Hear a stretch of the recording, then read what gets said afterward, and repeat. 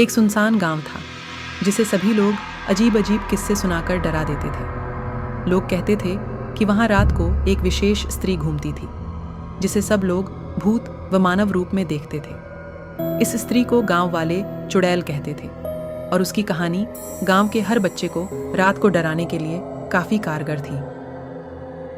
गांव में एक युवक राज नामक था जो इस चुड़ैल की कहानियों में विश्वास नहीं करता था। उसके मित्रों ने उससे वाद विवाद किया और कहा, तू रात को उसी स्थान पर जाएगा और अगर तू जिंदा वापस आया तो हम तुझे मानेंगे कि चुड़ैल सिर्फ किस्से होते हैं, वास्तविकता में नहीं। राज, जो खुद को बहादुर साबित करना चाहता था, ने इस चुड़ैल की तलाश में रात के समय उसी जंगल में जाने का निर्णय किया। जंगल का माहौल रात को और भी डरावना बन गया था। रात के अंधकार में वह अकेला चलने लगा। धीरे धीरे उसने जंगल की गहराइयों में आवाज सुनी,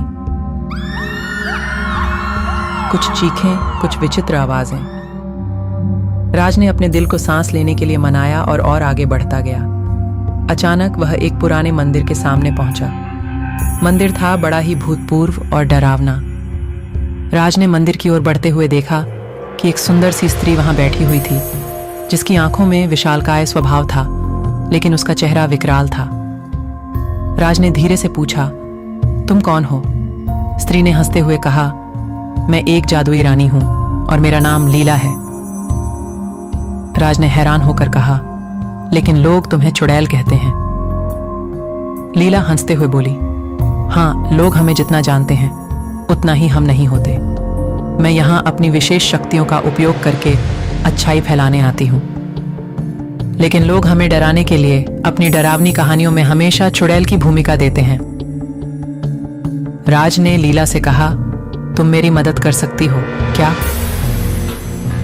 लीला ने हंसते हुए कहा, हाँ, मैं तुम्हारी मदद कर सकती हूँ, लेकिन तुम्हें दुनिया को सच बताना होगा कि चुड़ैलें अच्छी भी हो सकती हैं।